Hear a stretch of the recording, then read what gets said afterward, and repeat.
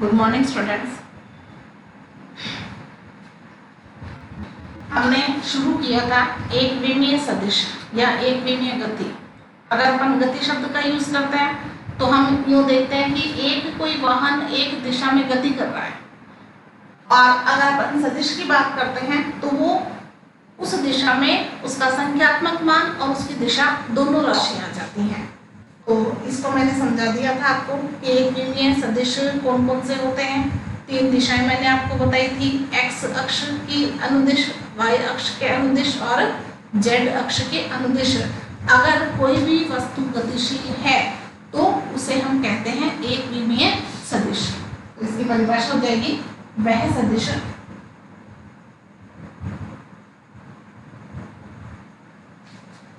जो किसी एक अक्ष के अनुदिश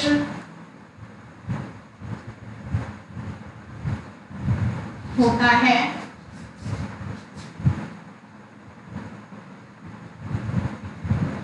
एक विमीय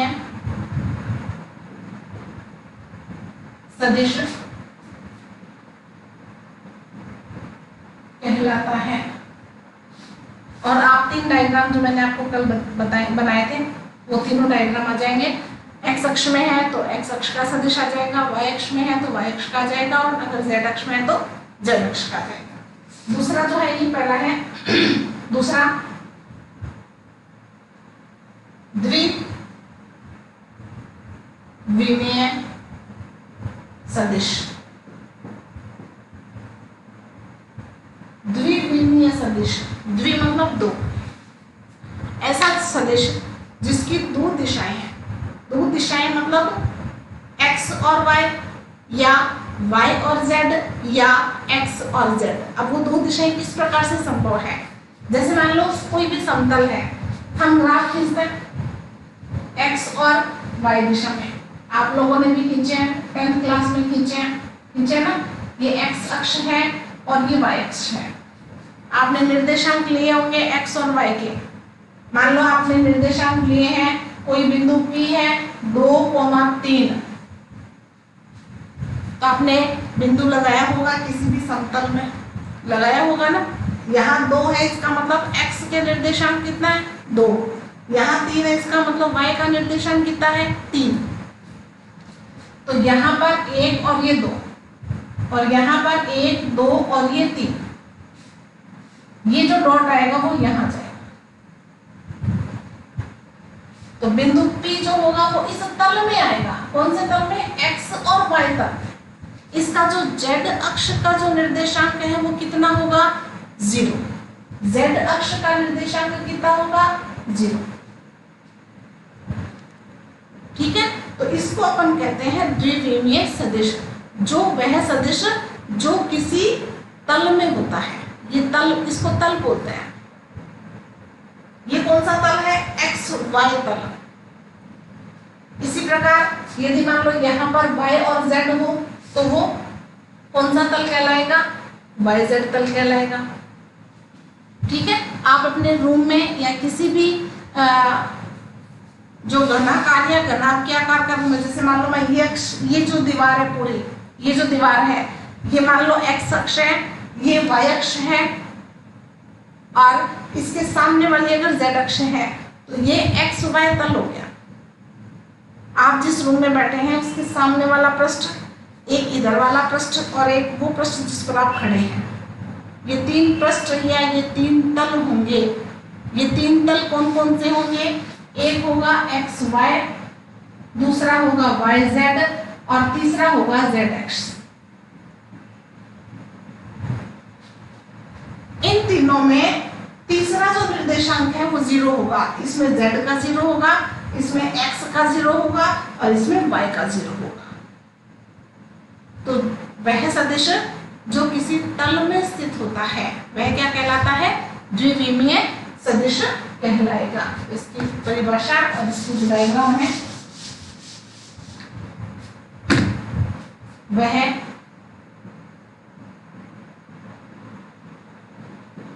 सदिश जो किसी तल में होता है द्विविमीय सदिश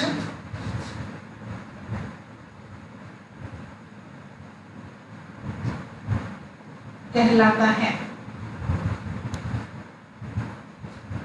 जैसे यहां पर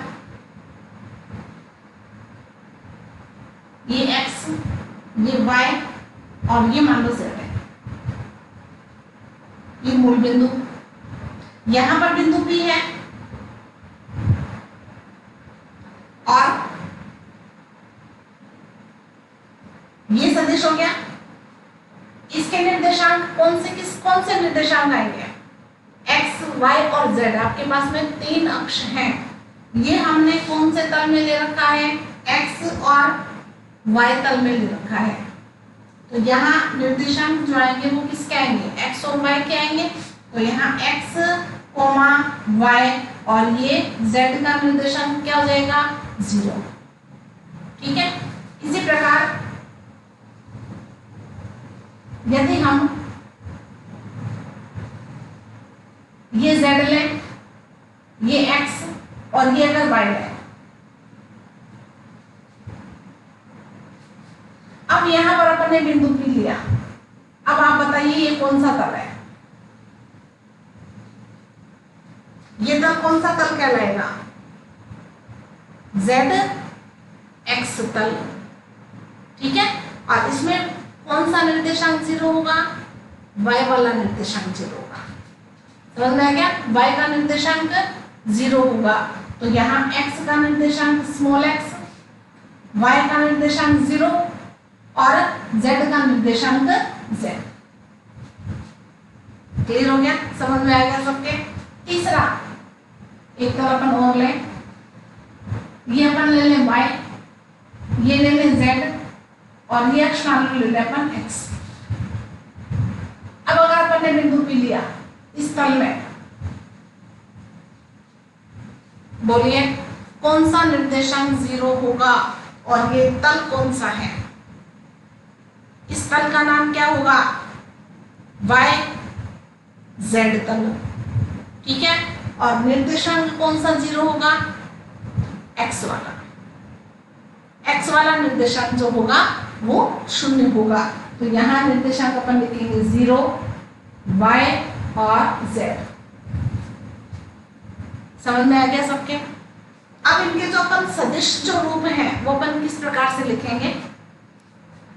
यहाँ पर चूंकि 2 दिशाएं आ रही हैं तो यहाँ पर इसको अपन लिखेंगे r सदिश, इसको लिखेंगे r सदिश, इसको लिखेंगे r सदिश। अब r सदिश का मान क्या क्या आएगा? एकांक सदिश आपको लिखना पड़ेगा, परिमाण आपको लिखना पड़ेगा। इनके परिमाण क्या है? x और y। इसका परिमाण क्या है? x और z। इसका परिमाण क्या है? y और z। परिमाण का मतलब मैं आपको फिर बता देती हूँ। परिमाण का मतलब होता है केवल संख्यात्मक मान, केवल संख्या। जैसे मैंने अभी आपको बताया भी था कि यहाँ z है, z का मान मान लो यहाँ 2 है, 2 है तो यहाँ z की जगह क्या जाएगा? 2। तो z का परिमाण क्या जाएगा? 2। ठीक है। कल भी मैंने आपको एग्जाम्पल बताया था जब अपन ने एक विमीय गति के लिए सदिश पढ़े थे। अब मैंने बताया था ना कि x का मान लो 2 है या y का मान लो 3 है, तो 2i कैप आ जाएगा, 3j कैप आ जाएगा। ये मैंने आपको कल बताया था। तो उसी प्रकार ये तल में अगर है तो 2 निर्देशांक आ जाएंगे। तो इसको अपन सदिश रूप में कैसे लिखेंगे? देखिए r सदिश बराबर कौन कौन से हैं हमारे पास में? x है, x का एकांक सदिश क्या होता है? i cap. i कैप होता है ना, तो यहाँ आ जाएगा x i cap plus y का एकांक सदिश वाई जे कैप। तो इसको, इस सदिश को हम कैसे लिखेंगे? इसमें आई भी आएगा और जे भी आएगा। ये संख्यात्मक मान, उसके साथ में इसकी दिशा, ये संख्यात्मक मान, उसके साथ में उसकी दिशा। तो सदिश को इस प्रकार से व्यक्त किया जाता है।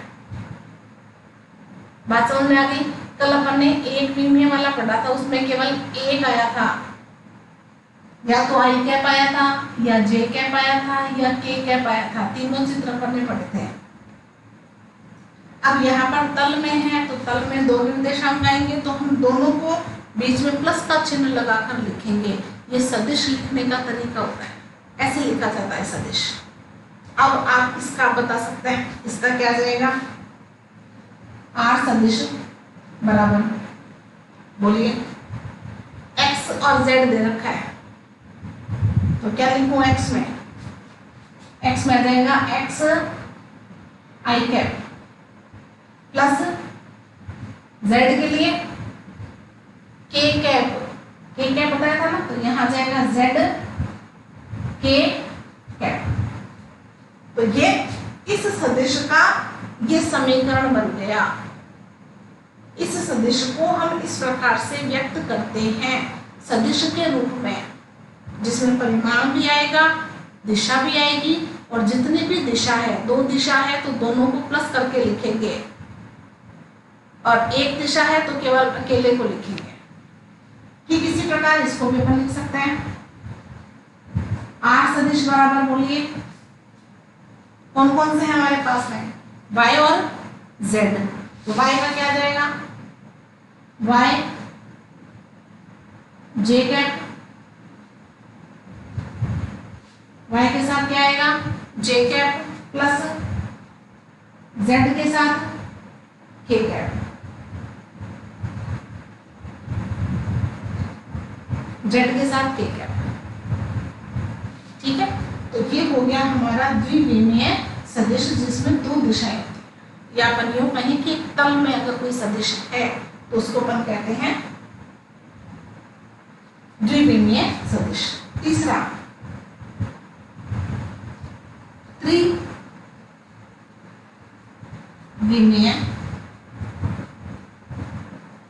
सदिश। त्रिविमीय सदिश क्या होगा? दो पढ़ लिया आपने।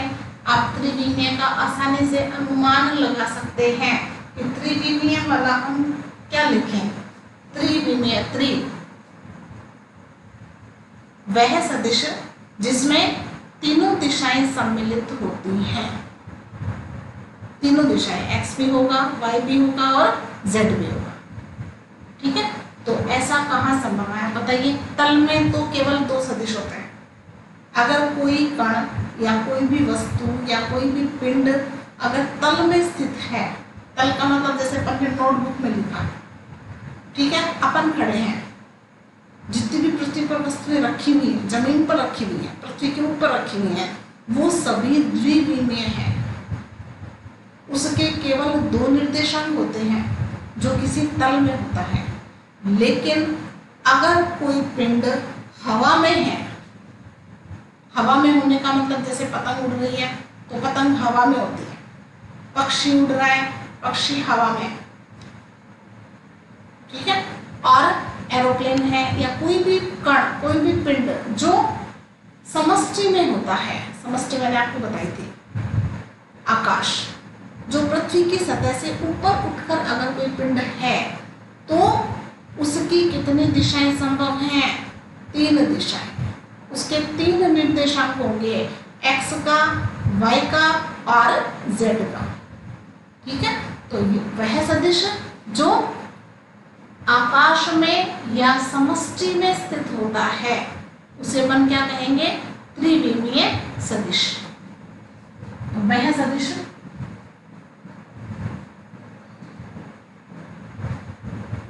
जो समष्टि, आकाश में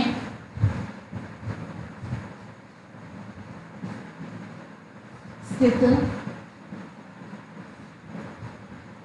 होता है।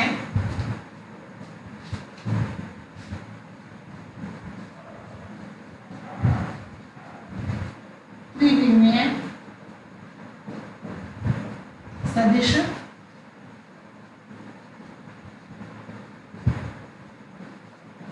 कहलाता है।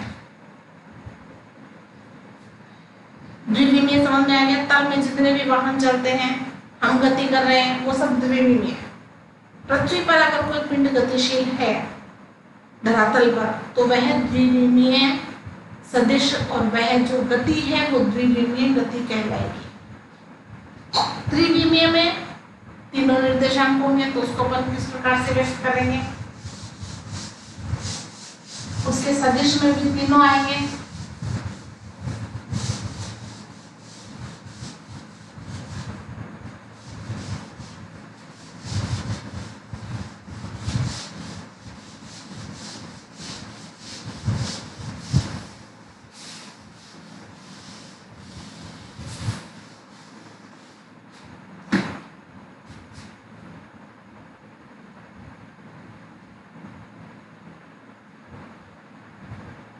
ये x, ये y और ये z, तीन अक्ष हैं। और अगर कोई पिंड इस प्रकार से, ये वाला जो बिंदु P है, इसके तीनों निर्देशांक होंगे, x वाला भी होगा, y वाला भी होगा और z वाला भी होगा। तो इसके सदिश को अपन किस प्रकार से व्यक्त करेंगे? सदिश को व्यक्त करने के लिए r सदिश, ये वाला जो r सदिश है, इस r सदिश में x वाला निर्देशांक भी आएगा, y वाला भी आएगा और z वाला भी आएगा। तो कैसे लिखेंगे? x i कैप, बोलिए आगे, y j cap plus z, ठीक है, लिख सकते हैं। तो ये जो सदिश है, ये आकाश में या अपन कहीं हवा में अगर कोई पिंड स्थित है तो उसके तीनों निर्देशांक संभव हैं। इसको मैं आपको इस प्रकार से बता सकती हूँ कि जैसे मान लो ये है, ये सबको दिख रहा है, ये आप कोई सी भी अक्ष ले लो, ये आप ले लो x अक्ष, ये आप ले लो y अक्ष और ये आप ले लो z अक्ष।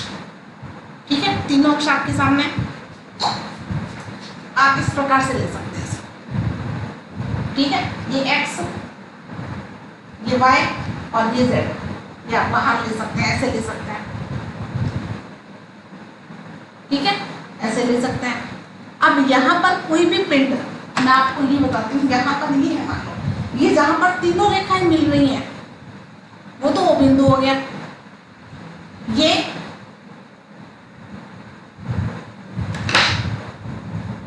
O पर, ये वाला सिरा O पर है और यहाँ P बिंदु है, दिख रहा है सबको? यहाँ पर ये वाली जो लाइन है वो R है, R सदिश, यहाँ बिंदु P है ऊपर कोने पे। तो इस P के तीनों निर्देशांक होंगे। देखिए ध्यान से देखना, इसके यहाँ पर मैं अगर इस पर लंब डालो, इस पर लंब डालो तो इस वाला निर्देशांक भी आएगा। अपन कुछ भी मान ले, इसको x मान ले, y मान ले, z मान ले, तीन है, तीनों में से किसी को भी आप कोई भी मान सकते हैं। ठीक है, तो यहाँ पर इसका निर्देशांक भी आएगा। इससे अगर मैं यहाँ पर लंब डालूं तो इसका निर्देशांक भी आएगा, और इससे मैं अगर यहाँ पर लंब डालूं तो इसका निर्देशांक भी आएगा। ठीक है, या आप जिस रूम में, जैसे मैंने आपको कल भी बताया था, आप जिस रूम में बैठे हैं उस रूम में कोने पे, कोना जो है वो तो हो गया आपका O। ठीक है, और कोने पे आप देखिए तीन जो हैं वो जॉइंट हैं, तीन लाइनें हैं कोने की जो दीवार है। ठीक है, एक इधर ये वाली लाइन, एक ये वाली लाइन और एक जो ठीक ऊपर जा रही है। ठीक है ना, तो ये तीन अक्ष हो गए। अब आप कोई भी आप कोना ले लो, ठीक है, उससे आप एक लकड़ी भी लगा सकते हो, या आप एक डंडी ले लो, डंडी को आप कोने से टच करके आप हवा में ले लो उसको सीधा टेढ़ा। अब आप देखिए कि उसके तीनों निर्देशांक होंगे, x वाला भी होगा, y वाला भी होगा और उसका z वाला निर्देशांक होगा। ठीक है, तो इसमें तीनों जो हैं वो x भी बदल सकता है, y भी बदल सकता है और उसका z भी बदल सकता है। तो यहाँ इसको अपन चित्र में या अपन अपने नोटबुक में इस प्रकार से व्यक्त करेंगे। और ये जो z अक्ष है ये इस प्रकार से है, मैं इसमें बता दूं आपको, ये x है, ये y है, ये z है और ये इस प्रकार से p वाली जो लाइन है वो ऐसे समझ में आएगा। एक्चुअल पोजीशन ये है, ये 3D डायग्राम है, एक्चुअल पोजीशन ये है। अब इसको पेपर पे व्यक्त करते समय हमने क्या किया, इस z अक्ष को हमने इधर गिरा दिया नीचे और इस p वाली लाइन जो r सदिश है उसको हमने यूं गिरा दिया, ठीक है ना, और हमने इसको पेपर पे व्यक्त कर दिया। ये 3D डायग्राम है। बात समझ में आ गई? तो आज के लिए इतना काफी है, धन्यवाद।